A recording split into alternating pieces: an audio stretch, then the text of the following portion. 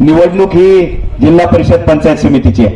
काही कारणास्तव 2022 साली जी निवडणूक व्हायला हवी होती ती निवडणूक आता 2026 साली, म्हणजे जवळजवळ 4 वर्षाचा प्रचंड गॅप, म्हणजे जवळजवळ एक पंचवार्षिक या निमित्तानं आपली सगळ्यांची गेलेली आहे. आणि त्याच्यामुळं इच्छुकांची संख्या देखील वाढलेली होती आणि एका पक्षाचे 2 पक्ष, 2 पक्षाचे 4 पक्ष झाले होते. त्याच्यामुळे देखील इच्छुकांची संख्या वाढलेली होती. मला आपल्याला सगळ्यांना विनंती करायची, बोरी सारखं गाव, बोरी ही आपल्या तालुक्याची दुबई समजली जाते. अत्यंत चांगली आणि पवित्र भूमी, ऊसाची बागायती खूप चांगल्या पद्धतीनं, मुंबईकर मंडळी खूप चांगली इथं आहेत आणि हे गाव अत्यंत सहिष्णू आणि ज्याला प्रामाणिकपणाने साथ द्यायची त्याला प्रामाणिकपणाने साथ देतात. आमचे सहकारी उपसरपंच दिनेश भाऊ जाधव असतील, ग्रामपंचायत सदस्य गणेश भाऊ आवटे असेल, दुसरा दिनेश असेल, आमचे बोरीतील आमचे सगळे सहकारी सतीश भाऊ आहेत, माजी चेअरमन, ही सगळी मंडळी ज्या पद्धतीनं मागच्या 12-15 दिवसामध्ये दादा इथं काम करतायत प्रचार आणि प्रसाराचं, अण्णा त्यांच्या कामाला तोड नाही. प्रत्येक घरापर्यंत उमेदवार गेलाच पाहिजे, आम्हाला बाकीचं माहिती नाही आणि त्यानिमित्तानं आमची परिस्थिती तुम्हाला माहित होईल. मला वाटतं आता माझ्याकडं आदरणीय दिनेश भाऊनी आणि गणेश भाऊनी सुनील भाऊनी यादी दिलेली आहे. शरददादांनी इथं किती कामं द्यावीत आकडा मला माहित नाही. 2,22,00,000 रुपये एवढा निधी एका गावाला देणारा एका वर्षात, हे आता निवडून येऊन दादाला 1 वर्ष होऊन गेलंय. प्रचंड मोठं गाव आहे, रस्त्यांची खूप गरज आहे आणि ती सगळी गरज लक्षात घेऊन आदरणीय दादांनी खूप मोठ्या प्रमाणात निधी उपलब्ध करून दिला. मी ज्या ज्या घरात जातो ना प्रचारासाठी, म्हणजे इकडच्या बाजूला सुनील भाऊ, आम्ही अण्णा या 15-16 गावांमध्ये प्रत्येक गावात बाबू भाऊ, जयत्री प्रत्येक गावात प्रत्येक उमऱ्यात जाऊन दर्शन घेऊन आलेले आहे. आता राजू शेठला लक्षात येत आहे, मी एका बाजूला प्रचार करतोय, दुसऱ्या बाजूला दुसऱ्या गाण्यात माधुरी ताईबरोबर जयत्री प्रचार करते. राजू शेठ म्हणतात मला काही कळत नाही, प्रत्येक घरात गेलं की ते फोटो बघून म्हणतात हा या ताई आल्या होत्या आमच्या घरी. जयत्री प्रत्येक घरात जाऊन आले. शेवटी लोकांसाठी तुम्हाला काम करायचे, मग लोकांच्या पर्यंत गेलं पाहिजे, घरापर्यंत गेलं पाहिजे. शरददादा सारखा आमदार मला वाटतं एकमेव द्वितीय आमदार असेल की अनेक घरांमध्ये प्रत्येक वस्तीवर आणि प्रत्येक कुटुंबात त्या माणसाचं जाणं आहे.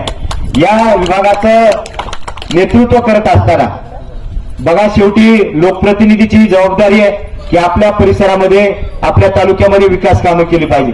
विकास कामं तर सारेच करतात, परंतु 2014ला ज्या वेळेला शरददादा आमदार झाले त्याच्यानंतरचा त्यांचा जर विकासाच्या रकमेचा आकडा आपण पाहिला तर तो 2200-2500 कोटीच्या पुढचा होता. विकास कामं करत असताना लोकांना विश्वासात घेणं, त्यांच्या सुखादुःखामध्ये सहभागी होणं, हे खरं तर मला वाटतं प्रत्येकाचं काम आहे, लोकप्रतिनिधीचं काम आहे. आणि ते खरं तर तालुक्यातली सगळीच माणसं अण्णा सुरुवातीला शरददादांना आपल्या सहित सगळीच नावं ठेवायची, पण लोकांनी ज्या पद्धतीने शरददादाला अप्रिशिएट केलं, लोकांच्या सुखादुःखात जाऊन दादांनी जे प्रेम मिळवलं, प्रत्येक माणूस आज त्या गोष्टीची दाद देतोय. त्याचं कारण असं आहे की विकास कामं करता करता लोकांची सुखदुःखही तुम्हाला कळाली पाहिजेत. मगाशी मला वाटतं हर्षल भाऊंनी सांगितलं, आपण सगळे कार्यकर्ते तसेच आहोत. वंदनीय शिवसेना प्रमुख बाळासाहेब ठाकरे यांनी आपल्याला तेच शिकवलंय. आदरणीय शिवसेनेचे मुख्य नेते माजी मुख्यमंत्री विद्यमान उपमुख्यमंत्री एकनाथभाई शिंदे यांनी तेच सांगितलंय, कामाचा किती दणका असू द्या, किती घाई असू द्या, पण एकनाथभाई शिंदे त्या दिवशी ज्यावेळेला जुन्नरला आले, मुस्लिम समाजातली 2 सामान्य कुटुंबातली छोटी मुलं ज्यावेळेला बुडून मृत्युमुखी पडतात, त्यांच्या हातरू पुसण्यासाठी आदरणीय एकनाथभाई शिंदे गेले. रामभाई रेपाळ्यांसारखा माणूस बाईंची सावली म्हणून वावरत असताना, संदीपदाची सावली म्हणून वावरत असताना लोकांना काय अडचण आहे, तुमचं काय काम अडकतंय, हे सगळं सांगून त्यांची सोडवणूक करण्याचं काम ही सारी मंडळी करत असतात.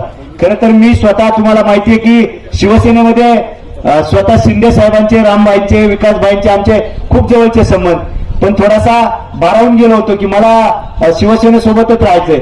रामभाईंनी तर मला खूप म्हणजे मी म्हणेल की तेवढा हक्कही होता, तेवढं प्रेमही या मंडळींनी मला दिलं होतं. आणि शेवटी नाईलाज म्हणून मी ठाण्याला गेलो, बाईंच्या ऑफिसला बसलो आणि मी बाईंना सांगितलं की मला तिकडे येणं थोडंसं अवघड आहे, कारण परिस्थिती त्यावेळेला तशी नव्हती. नंतरच्या काळामध्ये या तालुक्यामध्ये शिवसेनेसारखी संघटना कुणी नसताना सांभाळताना प्रचंड तारेवरची कसरत करावी लागली. म्हणजे पाठबळ मिळायला पाहिजे, जी शक्ती मिळायला पाहिजे ती अजिबात कुठं मिळत नाही. कार्यकर्त्यांची जर अडचण असेल तर अजिबात कुठं त्याला मदत मिळत नाही. आणि शिवसेनेची संघटनेची धोरणं देखील मधल्या माणसांनी ज्या पद्धतीने आजही आदरणीय उद्धव साहेबांबद्दल आदर आहे, संघटनेबद्दल आदर, पण मधल्या मंडळींनी ज्या पद्धतीनं शिवसेनेचं वाटोळं करण्याचं काम केलं त्यामुळे मला निर्णय घ्यावा लागला. आणि या सगळ्या निर्णयामध्ये मला 2 माणसांनी प्रचंड त्रास दिला.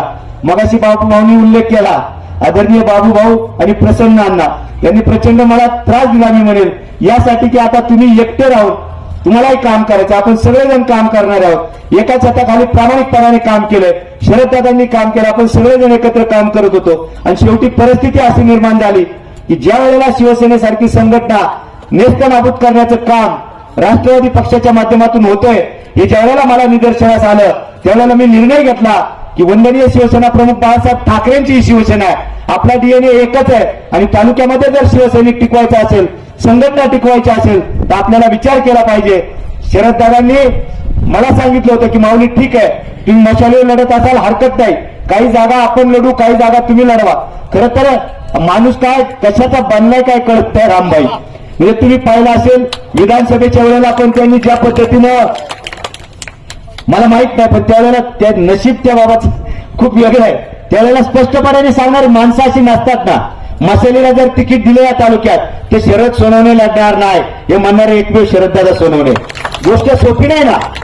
आणि त्यांनी ते पाळलं. नंतरच्या काळामध्ये शिवसैनिकांना मान्य नव्हतं, घड्याळाबरोबर किंवा तुतारी बरोबर जाणं शिवसैनिकांना मान्यच नाही. ज्या लोकांची आम्ही हयात जन्मापासून संघर्ष केला, ज्यांच्यामुळे आमच्यावरती अनेक केसेस आल्या, आजही आपल्या त्या केसेसचा निकाल बाबूभाऊ लागलेला नाही, त्या लोकांच्या बरोबर जायचं, त्यांच्याबरोबर काम करायचं. आणि हे केवळ आम्हाला शक्य आहे दादा, म्हणून हा निर्णय आम्हाला घ्यावा लागला. आणि मागच्या 10 दिवसापूर्वी मी स्वतः तालुका प्रमुख म्हणून असेल, आदरणीय मंगेश अण्णा काकडे उपतालुका प्रमुख, आमचे सुनील भाऊ पवार उपतालुका प्रमुख, मोहन बांगर उपतालुका प्रमुख आणि या विभागातले म्हणजे तालुक्यातली जवळजवळ अर्धी शिवसेनेची संघटना आदरणीय एकनाथ शिंदे साहेबांच्या नेतृत्वाखाली, रामबाईंच्या आणि शरददादांच्या नेतृत्वाखाली आम्ही शिवसेनेमध्ये प्रवेश केला. आणि तो एक वेगळा आनंद आमच्यापेक्षा या परिसरातल्या कार्यकर्त्यांना झाला. अण्णा 1.5-2 महिने फिरत होतो, कार्यकर्ते तेच सांगायचे आमची मोठी अडचण झाली, हर्षल आहे, समीर भाऊ आहे, इकडे निमगावकर, पारगावकर, वडगाव, कांदळी, आमचे खोडचे सगळे सहकारी सांगायचे की आमची मोठी अडचण होते, माऊली काहीतरी निर्णय घ्यावा लागेल. माझी खरंच इच्छा नव्हती, पण ज्यावेळेला असं लक्षात आलं की शिवसेना बुडवायला राष्ट्रवादीला एजंट म्हणून टाकलंय की काय, शिवसेनेची बोलणी कोण करणार, खासदार अमोल कोल्हे, अतुल बेनके, शिवसेनेची बोलणी कोणी करायला पाहिजे. आणि मग माझ्या लक्षात आलं की हा आपला पॉलिटिकल मर्डर आहे, शिवसैनिकांचा राजकीय खून आहे. आणि अशा वेळेला जर योग्य निर्णय घेतला नाही तर आपल्या समाजातलं स्थान किंबहुना आपण जे समाजासाठी काम करतोय त्याला पाठबळ मिळणं थांबून जाईल. आणि म्हणून मी स्वतः निर्णय घेतला. आतल्या बाहेरच्या डोक्यातून काढून टाका. जे म्हणतायत ना त्यांना विचारा की तुमच्या गावामधल्या सुखदुःखाच्या प्रसंगामध्ये तुम्ही किती असता आणि माऊली खंडागळे किती असतात. आपण सगळ्यांनी मागच्या काळात अनुभवले. सगळ्यात अगोदर पुढे येणारे शिवसेनेचीच लोक असतात, त्यामुळे या गोष्टीला महत्व देऊ नका. माझी कार्यकर्त्यांना विनंती आहे. आदरणीय माधुरीताई निलक या गावच्या सरपंच म्हणून राहिलेल्या आहेत. माझी पत्नी जयश्री गाववाड्यामध्ये, मी स्वतः गाववाड्यामध्ये होतो, काम करत होतो, त्यामुळे घरामध्ये कोणतेही पद या पूर्व काळात घेतलं नाही. पण अण्णा ज्या पद्धतीने जयश्री आता प्रचारामध्ये लोकांशी बोलते, माधुरीताई बोलतायत, राजू शेठ बोलतायत, मला खात्री आहे की तीनही मंडळी खूप चांगल्या पद्धतीनं आपल्या सेवेमध्ये काम करतील याची मला खात्री आहे. माझी कार्यकर्त्यांना विनंती आहे, अजितदादांच्या निधनामुळे आपण 2-2.5 दिवस पूर्ण दुखवटा शिवसैनिकांनी पाळला. कुणी पाळाय की नाही आपल्याला माहित नाही दादा. आमच्याकडे फोटो येते आणि कार्यकर्त्यांनी सांगितलं की तुम्ही घरी बसले, आम्हाला फोन आले तुम्ही घरी बसलात आणि बाकीच्यांनी प्रचार सुरू केलाय. आम्ही म्हणलं आमचा आम्ही पाळू, त्यांचं त्यांनी पाळायचं नाही, काय त्यांचा विषय आहे. आणि म्हणून 2-2.5 दिवसाचा कालावधी आपला थोडासा मी म्हणेन की वाया नाही गेला, पण तो थोडासा आपल्याला थांबून राहिलो आपण. माझी विनंती आहे आजपासून प्रत्येक कार्यकर्त्याने आपल्या गावातील प्रत्येक कुटुंबापर्यंत जायचंय. शिवसेनेलाच मतदान का करायचं, धनुष्यबाणालाच मतदान का करायचं, शरददादांना साथ का द्यायची, एकनाथ शिंदे साहेबांना, रामभाईंना साथ का द्यायची, हे आपण समजावून सांगितलं पाहिजे. त्याचं कारण असं आहे या परिसराचा खऱ्या अर्थानं जर विकास करायचा असेल आणि आपलं अधुरं राहिलेलं स्वप्न आहे. मगाशी मला वाटतं बाबूभाऊंनी उल्लेख केला, या काळात या पूर्व काळात शिवसेनेला किंबहुना या तालुक्याला सतत हुलकावणी मिळाली.